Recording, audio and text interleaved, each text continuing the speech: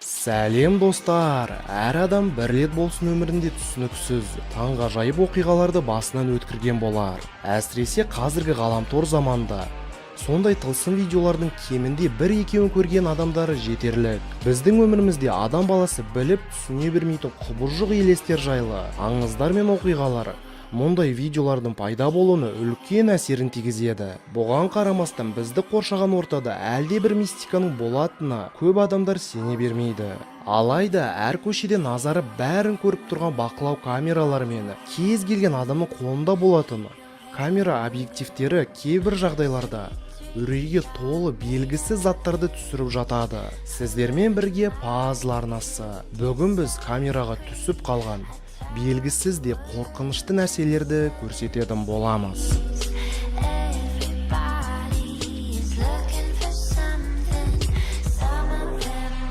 Бұл бір қарағанда қорқынышты емес болып көрінетін видео Флорида штатында 2020 жылы түсірілді. Бұл видеода Кэтлин есімді әйелдің терезесіне құс келіп соғылады. Айтыңызшы, сіздің терезеңізге соңғы рет құс қашан соғылды? Жоқ, жай соғылған жоқ. Барша жылдамдықпен келіп өлгенше ешқашан деп ойлаймын. Ал бұл әйелдің үйіне небәрі 1 сағат аралығында араға бірнеше минут салып құстар соғылып өле берген. Ақтау қаласы 32-ші ықшам ауданындағы номер 29-ші мектепте түнгі күзетшінің камерасына елестің белгілері түсіп қалған. Өзінің түнгі кезекшілігінде отырған күзетші мектепте шулап жүрген баланың дауысын естіп қалған. Түнгі 12:01 мектепте дауыс шығып жатыр.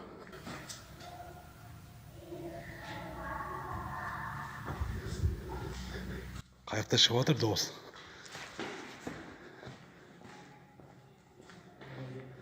Мына жақтарда шығып жатыр дауыс.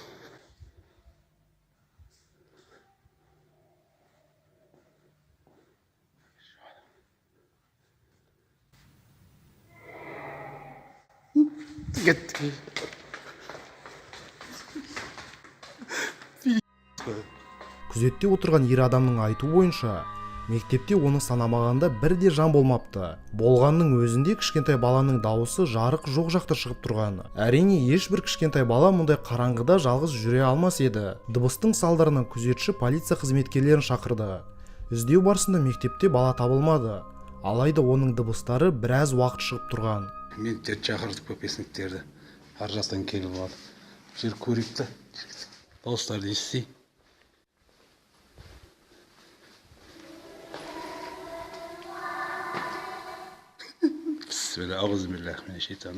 Бұл бейнероликте көлігін басқара алмай қалған адамның зиратты бұзып, жол апатына түскенін көре аламыз. Осы жағдайға куәгер болған адам әуесқой түсірілім жүргізіп, көліктен шығып жатқан жан айқайға барып, көмек көрсетпекші болады.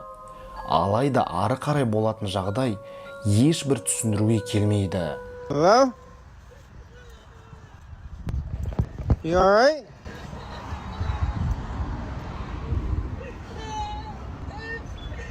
You okay?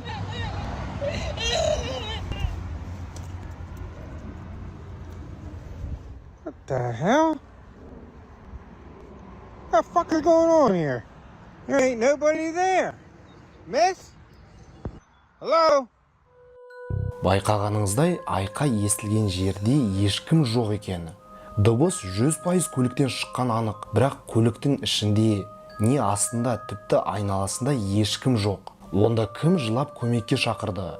Неге бұл адам жақындаған бойда дыбыс тоқтап қалды? Интернет қолданушыларында ойлары бөлінуде. Ал сіз бұл жағдай жайлы не ойлайсыз? Пікір алаңға жаза кетіңіз. You okay?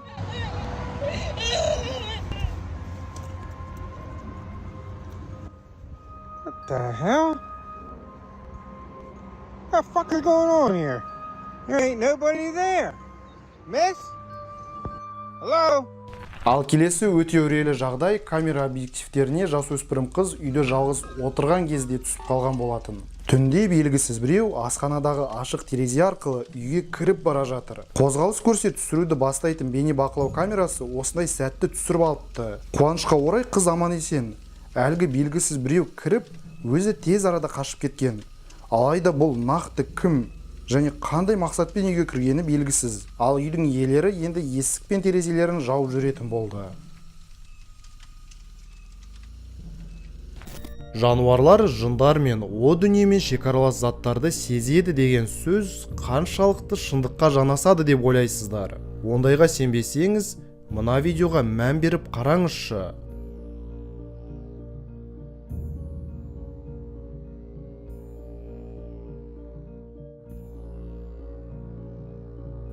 Бұл бейнеде қоршаудың артында малдардың тыныштығын бұзған белгісі жаратылысты байқасақ болады. Малдардың үрейленгені соншалық, олар қоршауды сындырып қаша жөнелді.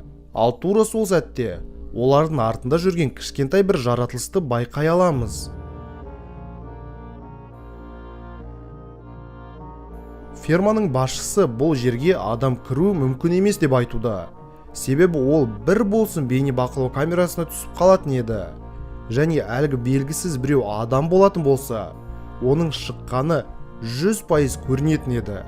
Ал бұл жаратылыс жай малдардың арасында жүріп, аяқ астынан жоқ болып кетті.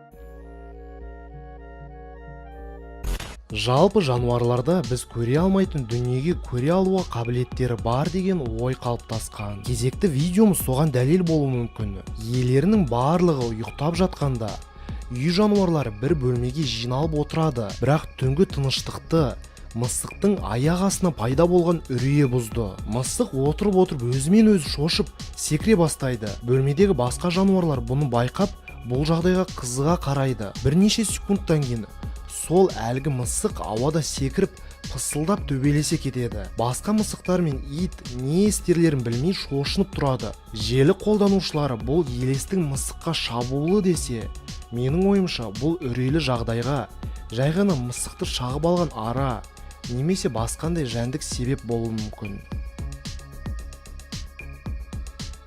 Жігіт көлігінде отырған сәтте оның қызы келіп есікті жұлқылап ашуын талап етеді. Бірақ ол есікті ашпайды және кездесіп жүрген қызы далада жындана бастайды. Не проблема, ашта кіргізе сал, е? Бұл жерде тұрған ештеңке жоқ қой. Бірақ ең қорқыныштысы, тура осы сәтте ол өз қызымен телефоннан сөйлесіп жатты. Сонда бұл кім? Дәлі қазір TikTokта скинвокерлер деген тылсым жаратылыстардың бейнесі аса қатты таралып жүр. Демек бұл сондай құбылғыш жаратылыстардың бірі болуы мүмкін. Айтпақшы, мен арнадағы осы видеода скинвокерлер жайлы айтып кеткен болатынмын. Кімге қызық болса кіріп қарап кетіңіздер. Орманды мекенге өз отбасын демалуға алып келген жігіт түнге қарсы осындай қорқынышты жағдайды камерасына түсіріп алады. Түнгі 1-1:30, ал даладағы белгісіз шудың дыбыстары ұйықтауға кедергі болуда. Сөйтіп үйдің отағасы далаға шығып не болып жатқанын бір қарамақ болған сәтте, ол терезеден өте жылдам жүгіріп жүрген жынды байқап қалады. Нақтырақ қарасақ, тіпті адамға ұқсамайтын жаратылыс анда-мында жүгіріп жүр. Я, жігіт далаға шықпады. Менің ойымша, сіз де мұндайды көрсеңіз шықпайтын едіңіз.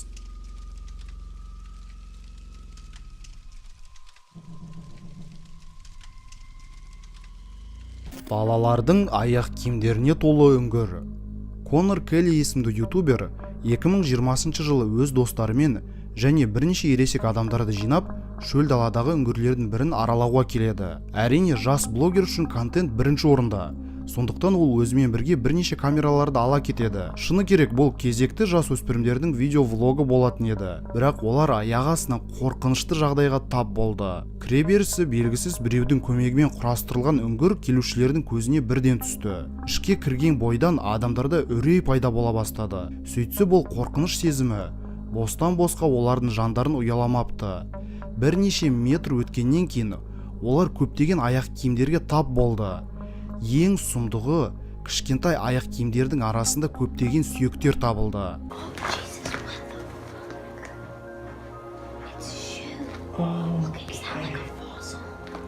Видеодан байқасақ, кейбір аяқ киімдер 10 шақты жылдар бойы жатқанына ұқсайды. Ал басқалары әлдеқайда жаңа болып келеді. Осы бір қорқынышты табыстан кейін олар үңгірдің түбіне дейін аралауды жөн көреді. Ал ол жерде өте көп сүйектер жатыр екен. Бірақ бұл жануарлардың сүйектері екен бірден байқасақ болады. Менің ойлауымша бұл жыртқыш аңның тамақтанатын қауіпсіз жері сияқты. Бірақ ондай болса, үйілген аяқ киімдер бұл жерден қайдан пайда болды деген сұрақ туындайды. Демек, әлгі жыртқыш адамдарды жеген бе? Онда неге құрбандардың аяқ киімдері ғана қалған? Басқа киімдер ше? Әлде бұл қанішер маньяктың сұмдық коллекциясы ма? Былай қарасақ, бұл бейнеролик тек қорқынышқа емес, сондай-ақ көптеген сұрақтарға толы.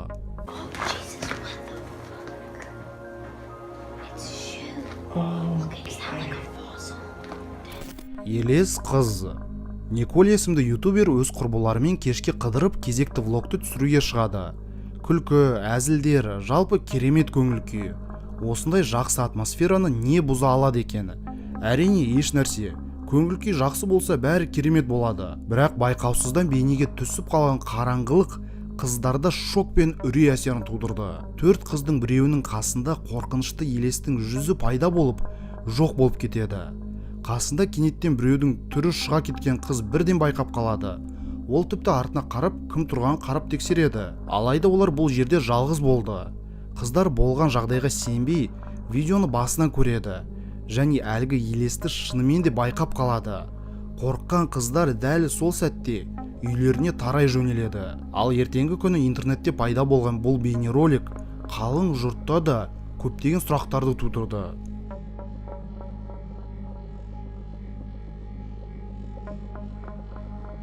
Малайзия елінде түсірілген бұл қорқынышты видео әр адамның ойында ұзақ уақытқа қалып, үйде жалғыз қалған сайын үрей тудыруы мүмкін. Себебі барлығымызда да үйде жалғыз қалғанымызда басқа бөлмелерден белгісіз дыбыстарды естіп қалған кезіміз болғаны. Бірақ осы адамның үйінде ас бөлмесінен шыққан дыбыстар тым қатты болған соң, ол не болып жатқанын тексеріп, смартфонына видео түсіре бастайды.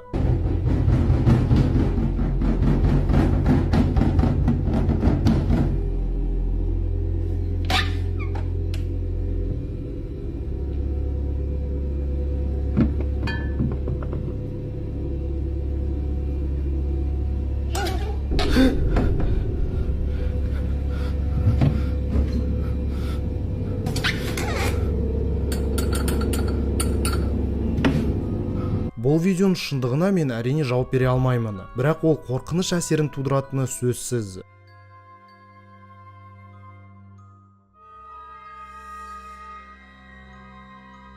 Ал бұл күзетшімен болған қорқынышты жағдай Америкадағы ауруханалардың бірінде болды. Күзетші белгісіз шу болған жерге барып, шарларды ұстап отырған балаларды көріп, олармен сөйлесе кетеді. Бірақ камераларды бақылап отырған екінші күзетші рация бойынша бұл қабатта ешкім жоқ екенін айтады. Яғни камераның арғы жағындағы жігіт тек күзетші мен шарларды көріп, ол кіммен сөйлесіп тұрғанын сұрайды. Бұл оқиғадан денесі суып кеткен жігіт бұл қабаттан тез қашып кетеді.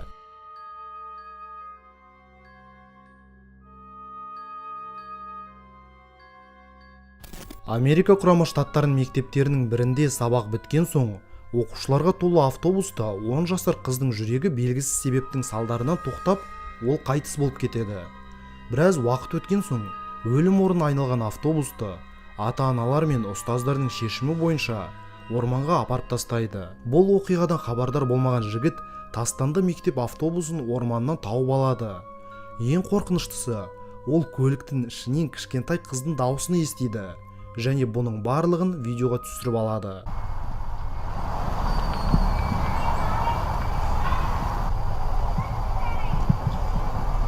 Автобустың ішінде әндетіп жүрген дауыс тіпті жігітке сәлем деп айтады. Қорыққан жігіт оқыс орнынан қаша жөнеледі.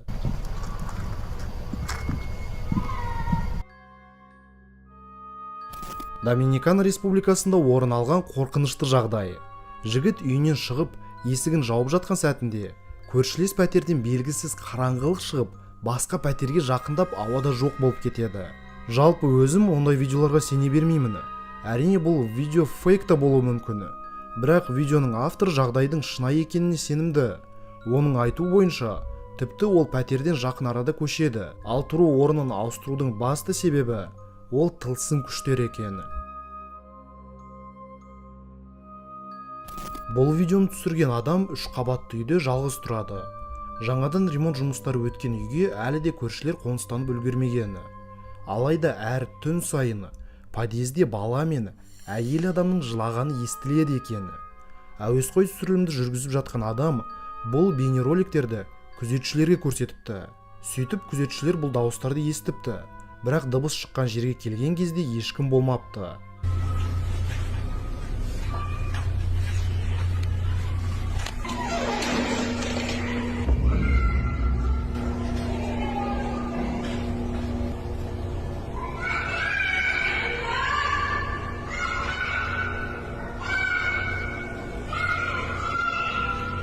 Достар, пікір алаңға өз ойларыңызды жаза отырыңызшы.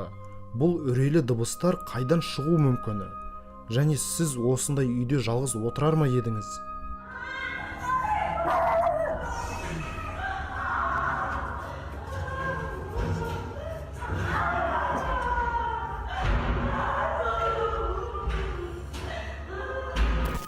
Видеоның авторы түсіндіруге келмейтін жағдайға тап болды. Көшеде кетіп бара жатқан әйел адам оны паузаға қойып қойғандай қатып қалып, біраз уақыт тұрып, қайта жүріп кетті. Желі қолданушылары бұндай жағдайды матрицаны ақау деп атайды. Кімге қызық болса, өткен видеолардың бірінде мен ондай жағдайларға реакция түсірген болатынмын. Кім көрмеген болса, міндетті түрде қарай кетіңіз. Өте қызықты видео шықты. Ар жақтағыларда қатып қалды ғой. Ол монтаж емес, кейбір қойлар байқасаңыз қозғалып тұр кішкене. Неге? Мүмкін ол кетіп жоқ. Мына жақта да жоқ екен. Жоқ, ана жақтан да жоқ екен. Прикиньші. Қайдан шығып кетті? Ұшақтың ұшуына бірер минут қалған сәтте әйел адамдардың арасында қорқынышты ібіліс тәріздес біреу отыр деп ұшудан бас тартып, жолаушыларға қорқынышты елес жайында ескерту жасайды.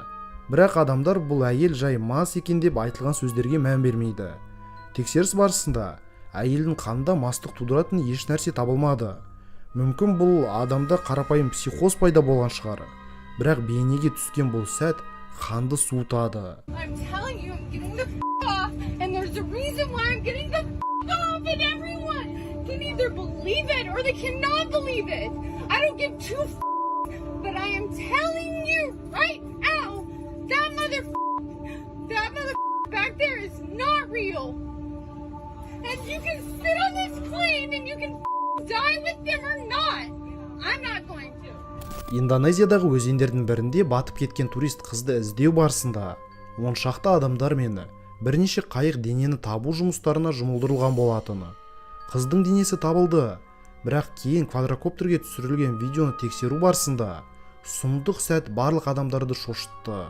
Әлгі батып кеткен қыз оның денесін іздеп жүрген құтқарушылардың қасында бейнеленіп қалған. Пікір қалдырушылар бұл қыздың елесі деп жазып жатса, басқалар оны судың перісіне теңеп жатыр. Не болса да, адамдар осы бір қызды олардың қасында ешкім жоқ сияқты оны мүлде байқамай тұр екен. Жолда болған қорқынышты жағдай. Ал бұл үндістандық стример түсіріп алған оқиғаны көргенде денеде еріксіз тітіркену әсері пайда болады. ютубта өзінің тікелей эфирлерін жүргізетін Башкир есімді блогер осы бір көшенің тас қараңғы екенін айтып жатады. Расында да байқасақ, бірде шам бағаналары жоқ екен. Мопедпен айдап бара жатқан жігіттер қараңғы жолда жалғыз кетіп бара жатқан адамды байқап қалады. Әрине, кез келген сау адам қараңғыда адасып кеткен жалғыз жолаушыға көмекке келеді емес пе? Сөйтіп жігіттер әлгі адасқан адамға "Бауырым, не болды? Көмек керек пе?" деп сұрақ қояды. Бірақ ешқандай жауап қайтпайды. भैया सही तो है ना आदमी? पूछो भैया भैया भैया क्या हो गया? क्या हुआ? Жоқ, біз бұл адамды осындай қараңғы жазық жолда қалдырып кете алмаймыз деп, олар айналып, ана ессіз келе жатқан адамға қайтып келеді. Бірақ ана адам жоқ болып кетті. Қалай және қайда? Тоқтап бұрылу бірнеше секундты қажет етті. Сол аралықта адасқан адам қайда жоқ болып кетіпті? Бұл мүмкін емес нәрсе ғой. भैया सही तो है ना आदमी? पूछो भैया भैया भैया क्या हो गया? क्या हुआ? Ормандағы сұмдық. Deadline 420 никті ютубер орманды аралап жүрген кезінде белгісіз, бұрында көрмеген бір жерді тауып алады. Осы орманды жатқа білгеніне қарамастан, ол бұл жерді алғаш көріп эмоцияға беріліп, таң қалып қуана кетеді. Бірақ оның қуанғаны тез арада қорқыныш әсеріне ауысады. Неге десеңіз, айналадағы ағаштардың барлығында жоғалып кеткен адамдардың фотолары ілулі тұр. Яғни іздеу жарияланған хабарландыру парақтары жақын маңдағы ағаштардың барлығында жабысып тұр. Және әр ағашта әртүрлі адам тұр. Бір хабарландыру ескіріп сарғайып кететін болса, басқалары жақында жабыстырылғаны байқалып тұр. Қорқынышты жағдайды бейнелеп қалған ютубер осы бейне материалдарды бірден полицияға апарып көрсетеді. Және Deadline 420 тапқан қорқынышты аймаққа бір топ полицейлер келеді. Алайда осы жердің иелері бұл жай Хэллоуиндық кешке дайындық деп ақтала кетеді. Бәрі өз орнына тұрып, алаңдаудың қажеті жоқ екені білінген соң, барлық адамдар тарқап кетеді. Десек те бейнероликтің авторы әлі күмәнданады. Себебі Хэллоуинге әлі бірнеше ай бар.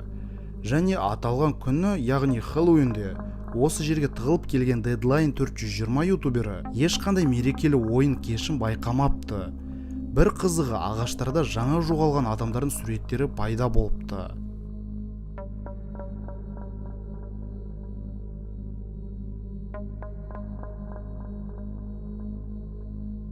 Қазіргі дамыған заманда әр мамандықтың иесінде, әсіресе жеке бизнестің иелерінде кез келген әлеуметтік желілерде өз парақшалары болады. Солай осы видеоның авторы риэлторлық кәсіп бойынша өзінің видеоларын түсіріп, сатылымдағы үйлердің бірін жұртқа көрсетуде. Видео қарапайым рум-тур жанрында басталғандай болады. Алайда бірер секундтарда болатын жағдай көптеген адамдардың зәресін алды.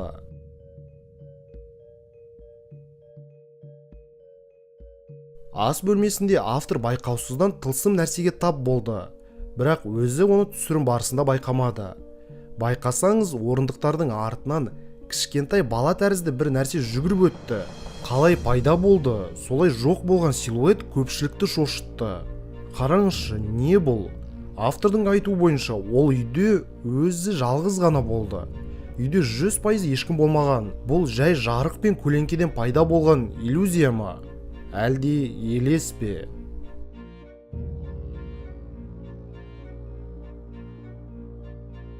Ал енді бұл видеода ешбір елес пен тылсым күштердің көрінісін байқамаймыз. Үйдің есіктеріне қарайтын бақылау камерасына жай ғана бір жерден басқа жерге өтіп, есікке кірген адам түсіп қалады. Камераның түсіру сапасы нашар болғандықтан, жүріп бара жатқан адам дұрыс түспей қалған. Алайда оның іс-әрекеті бір түрлі екенін айтпасақ та белгілі болып тұр. Бұл жай әзіл ме? Желіні шулату үшін арналған видео ма? Мас немесе ауру адам ба белгісіз, бірақ видео еріксіз қорқынышты тудырады. Сонымен қатар пікір қалдырушылардың кейбіреулері бұл жай ғана айкезбелік деп жазуда. Ұзақ уақыт түсіндіруден қарағанда жай бір видеоны көрсету артық болатын шығар. Бұл бөлмеде түсірілген түнгі видеода дәл сондай сомнамбулизм, яғни айкезбелік бейнеленген. Айкезбелік деген өте қорқынышты жүйке жүйесінің сырқаты болып келеді. Ол ұйқы бұзылудың бір түрі. Айкезбелік көбінесе балалар мен жасөспірімдер қалжырағанда, неврозбен ауырғанда, қатты сырқағанда байқалады. Ол сырттай қарағанда қояншық ауруына ұқсас болып келеді. Бірақ бұл сырқаттың бір белгісі, адам ұйқысынан оянбай-ақ төсегінен тұрып, бөлмені аралап жүреді. Өзімен өзі сөйлесіп, кейде бағытсыз әрекеттер жасайды. Содан кейін ол қайтадан төсегіне жатып ұйқысын жалғастырады. Бұл видеода да дәл сондай жағдайлардың бірі. Ал камераның нашар түсіруі бұл видеоға тағы да үрей ноталарын қосады. Айкезбелікпен ауыратын адамдар жиі жағдайда тек өздеріне ғана емес, солай айналадағы адамдарға да қауіп төндіруі мүмкін. Сіз осындай жағдайды көрсеңіз, кем дегенде шошып, бірнеше күндік тыныш өмірден айырылатын едіңіз. Әрине, егер түн жарымда сіздің алдыңызда осындай ессіз адам жүгіріп шығатын болса, сіз өзіңіз де түнгі ұйқыдан айырылатын едіңіз. Бірақ дәл осы видеода нақты сондай айкезбеші ме белгісіз, оның бұл ісін осы аурумен ғана түсіндірсе болады. Әйтпесе қай есі дұрыс адам түнде осындай заттарды өз еркімен істейді? Әлде ондайлар болуы мүмкін бе?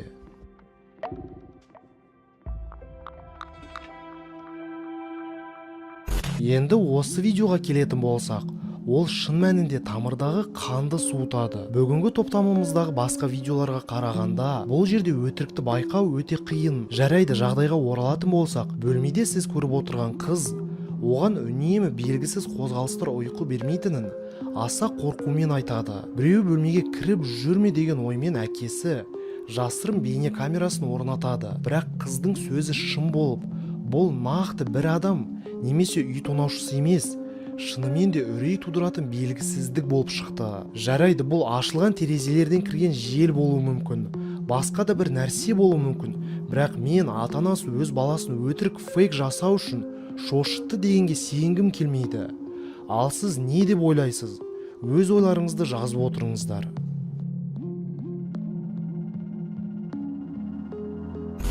Қазіргі таңда онлайн сабақтар үйреншікті дүние.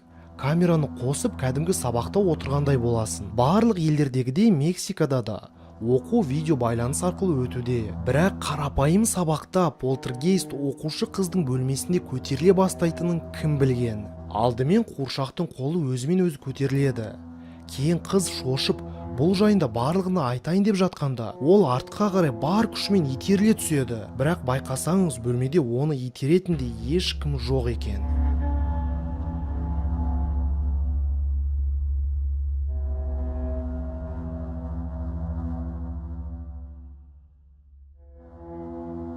Бұл видеоны көру барысында ар жақта жүгіріп бара жатқан ақ бейнелерді иттер деп ойласаңыз, сіздің ойыңыз менікімен бірдей болып шыққан екен. Бірақ келесі кадр бұл ойларды жоққа шығарады. Себебі әлгі жүгіріп бара жатқан бейнелердің екеуі үйдің ауласына жансыз заттай құлап түседі. Енді видеоны айналдырып қарасаңыз да, пауза басып қарасаңыз да бұл жағдайды түсіну қиынға соғады. Осы видеоны көріп отырған әр адам дәл қазір камераға түсіп қалған осы тылсым жайында өз ойларын жазып кетсінші. Бірге бір шешімге келейік.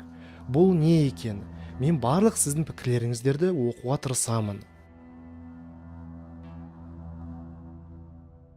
Арамызда тұяқты қыз жайындағы қорқынышты әңгімелерді естімеген адам жоқ шығар. Ақ киімді, желбіреген шашы бар, жүріс-тұрысы жұмбақ бұл қыздар туралы әр өңірде айтылып жүрген әңгімелердің негізі мазмұны ұқсас. Тек оқиға орны мен бірде екілі жағдайлар ғана өзгертіліп айтылады. Жол бойында көліктерді тоқтатып, оларды жол апатына дейін жеткізген бұл тұяқты кейіпкер жайында 10 шақты жылдар бойы қорқынышты әңгімелер айтылып келеді. Бірақ жай әңгіме шын өмірге енді ме? Ешкім біліп түсінбес, бұл қыз көшелердің камераларына түсіп қалады. Оның тұяқ тәрізді аяқтарын тек сіз бен біз емес, сондай-ақ көшеде кетіп бара жатқан иттің өзі де байқап қалған. Көшеде орналасқан бейне бақылау камераларына түсіп қалған бұл қыз бір жерге бара жатып, асықпай тоқтап, жан-жағына қарап, артқа қайта бұрылып, келген жеріне қайта барады.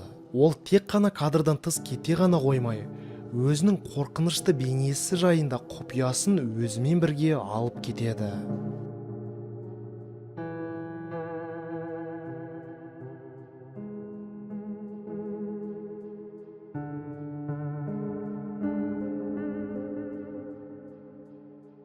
Шыны керек, қазіргі шынайы қорқынышты видеолардың көбі жасанды интеллектпен жасалынған. Бірақ қазір мен сіздерге көрсететін бейне жазба 2013 жылы жасалды. Жігіт түнде ауласында болған салдыр-гүлдір дыбыстардан оянады. Сөйтсе үйдің қасында жын тәріздес біреу тұр екен. Шамалы ішіп алған жігіт бұл мастықтан пайда болған елес пе деп ойлап, өз көзіне сенбей камерасын қосып, әлгі көріністі таспалай бастайды. Иә, сену қиын, бірақ расында да терезенің арғы жағында тура сол сәтте белгісіз біреу оған қарап тұрған екен.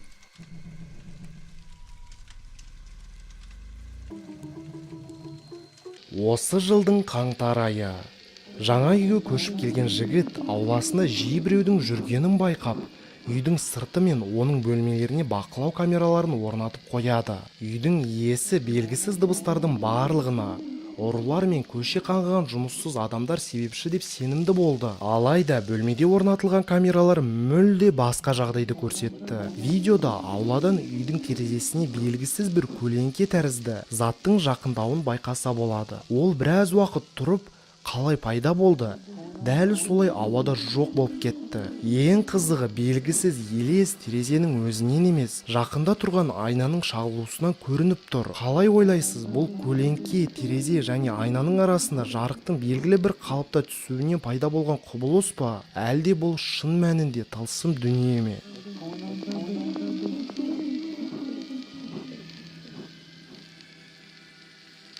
Бұл видеода да алдындағы сияқты көлеңке тәрізді белгісіз нәрсе бақылау камерасына бейнеленіп қалған. Алайда бұл жердегі жағдай әлде қайда қорқынышты. Себебі белгісіз көлеңке саналы сияқты қозғалып, бір сәтте адамға да жақындайды. Түнгі көшелердің бірінде камераның назарына осы бір ауадан өзі пайда болған көлеңке түсіп қалады. Ол жол бойында тұрып, алыста келе жатқан мопедке қызығушылық тудырғандай болады. Жолды жарқыратып келе жатқан мопедтегі адам алдындағы затты байқамай ары қарай өтіп кетеді. Бірақ әлгі белгісіз көлеңке адамға дұрыстап тұрып қарап, өз орнына қайта барады. Әрине біз бұның барлығын шын деп растамаймыз, бірақ сізге де қараңғыда көшедегі белгісіз елес тәрізді жаратылыс қарап, қасыңыздан өтіп кететін болса, сіз дәл осылай еш нәрсе байқамай өтіп кеткеніңіз қорқынышты болар еді.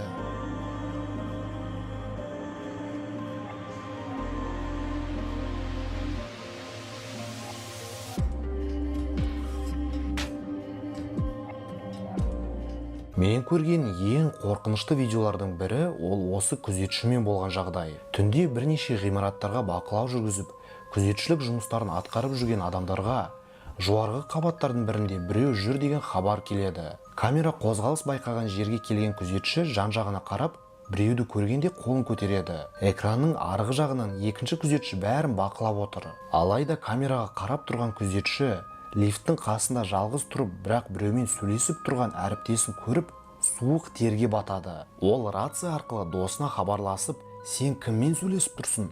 Қасында ешкім жоқ қой деп айтқан соң, жігіт табанын жылтырлатып тұрып, артынан шаң қалдырып қаша түседі. Оның айтуынша бұл қабатқа көтерілген кезде ол адасқан кәрі апаны көріп, ғимараттан қалай шығу керек екендігін түсіндіріп, бұл жерге апаның қалай кіргенін сұрастырып жатқан. Рациядан қасында ешкім жоқ екендігін естіген соң, әлгі кәрі елес жоқ болып кетті.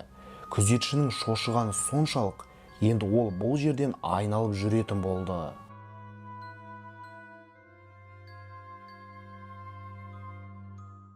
Ал бұл жағдай Америка құрама штаттарында болды. Эрика есімді қыз кешкі даладағы серуендердің бірінде жай отбасылық архивке кететін кезекті видеолардың бірін түсіру барысында болады. Бірақ бейнеге түскен қорқынышты сәтті көрген соң, ол оны әлеуметтік желідегі қалың жұрттың назарына жариялайды. Видеодан көріп тұрғаныңыздай, Эриканың иті алаңдап бір жерге көз үзбей қарауда. Ал енді басқа жерде түсірмек болған камераны бұрған қыз тылсым жағдайды видеоға түсіріп алады. Видеодан жанып жатқан оттың қасынан өткен елес тәрізді бейнені байқай аламыз. Бұл расында да монтажбен енгізілген өтірік фейк видеоға ұқсамайды. Видеоны көрген зерттеушілердің айтуы бойынша, видео еш өзгерістерге ұшырамапты. Демек, бұл жерде шынымен де тылсым күштер болуы мүмкін. Ал сіздің ойыңызша бұл не, жай камераның ақауы ма, әлде камераға түсіп қалған жын шайтандардың бірі ме? Бұл әуесқой жазба TikTok желісінде пайда болып жұртты біраз шошытқан. Сіз көріп тұрған қыз өзінің туған күніне орай достарын шақырады. Достары қыздан сұхбат алғандай болып түрлі сұрақтар қойып, барлығын видеоға таспалап тұрған сәтте объективке қорқынышты дүние түсіп қалады. Бұл жерде не қорқынышты болуы мүмкін деп ойлап тұрған шығарсыз. Біріншіден, бұл кеште үйде тек қана жасөспірімдер мен бірнеше ата-анадан басқа ешкім болмаған. Сонда бұл балақай кім? Одан кейін бұл баланың жоқ болып кеткен байқадыңыз ба? Расында да бұл белгісіз жағдай үрей тудырады екен. Кейінірек бұл видеоны түсірген адамдар көршілерге барып, бұл видеоға бейнеленіп қалған баланы білесіздер ме деп сұрастырады. Сөйтсе бұл үйде бұрында ішіне жын кірген бала өмір сүрген екен. Ал баланың өлімінен соң туыстары үйді сатып басқа штатқа көшіп кеткен екен. Енді осы сәтте сіздерді осы сұрақпен қалдырайын. Бұл жай сәйкестік пе? Әлде баланың елесі әлі үйде кезіп жүр ме? Қараңғылық дегенде көз алдыңызға не елестейді? Шайтандар, ібіліс пен жындар шығар. Алайда американдық саябақтардың бірінде орнатылған камера расында да қараңғылықты түсіріп алған сияқты. Осы жылдың наурыз айында таңға жақын кезеңде белгісіз ірі қара көлеңке тәрізді зат біраз бір орында тұрғандай болып, сол күйі ауада жоқ болып кетеді. Скептикалық көзқараспен қарайтын болсақ, бұл жай ғана камераның ақауы болуы мүмкін. Десек те, объективтің ақауы деп айта алмайтын бір себебіміз бар. Себебі оның басқа камераларға да тура солай түскен жайы бар. Бұл белгісіз нәрсенің табиғаты мен үшін жасырын болып қалды. Ал сіздің ойыңызша, бұл не? Британдық азаматтың ауласындағы камера қорқынышты жағдайды түсіріп алыпты. Жігіт үйіне келіп, енді ұйықтамақшы болған кезде, оның телефонына есіктің алдына біреу келіп тұр деген хабарлама түседі. Ол видеодомофонын дереу қосып тексеріп қалса, есіктің алдында көгілдір түсті түтін сияқты белгісіз жаратылыс тұр екен. Тамырдағы қаны суып кеткен жігіт әлгі белгісіз заттың жоқ болып кеткенін көргеннен кейін мүлде қорып қалған. Бұл жұмбақ болып қалған видеода нақты не көрінгені көпшілікке әлі белгісіз. Алайда пікірде бұл шайтан деп жазғандар өте көп болды. Орманды мекенде қыдырып жүрген жасөспірімдер ағаштан белгісіз қорқынышты дыбыстарды естиді. Бұл дыбыс не болу мүмкін деген оймен жігіттердің бірі ағашқа мініп камерасын қосады. Жай ғана құстың ұясын көрген ол, еш нәрсені түсінбей енді түсуге асығып жатқанында осындай қорқынышты көрініске куә болды. Ұядан адамның қолы тәрізді зат пайда болып, кенеттен жоқ болып кетіпті. Әрине бұл балапандар емес екен сенімді айтсақ болады. Ал адам қолына ұқсас үрейлі көріністің не екен ешкім әлі де айта алмай келеді. Ал мына видео Иран елінде түсірілген. Көлікте кетіп бара жатқан адамдар бойы 1 метрге дейін жетпейтін бір тіршілікті көріп қалады. Өз көздеріне сенбеген жүргізуші дәл сол жаратылыстың қасына келіп тоқтайды. Мұндай жақын арақашықтыққа дайын болмағандықтан ба, әлгі бабай қаша жөнеледі. Пікір қалдырушылардың көбі бұл костюм кигізілген маймыл десе, басқалары маймылдың ондай тез жүгіре алмайтындығын айтуда. Ал сіздің ойыңызша бұл не болуы мүмкін? Ал мына жолда түсірілген бейнеде тылсым жаратылыс бейнеленіп қалғаны анық. Түнгі уақытқа қарамастан бұл жүргізуші өз жұмыстарын бітірмек болып келеді. Сөйтіп хабарлама арқылы жолда келе жатқан видеоға түсіріп көрсетпекші болған ол қорқынышты видеоның авторына айналып кетеді. Бұл видеода жол бойында өлік тәрізді ұсқынсыз бір тіршілік қолын көтеріп өзін көрсеткені анық бейнеленіп қалды. Біле берсеңіз, бұл видео монтаж емес болып шықты. Ондай болса бұл не? Сонда біздің көздерімізге көрінбейтін жын шайтандардың әлемі камера объективтеріне кейде көрініп қалады ма? Бұл қазақстандық оқушылармен жасалған фотосурет бүкіл әлемді таң қалдырды.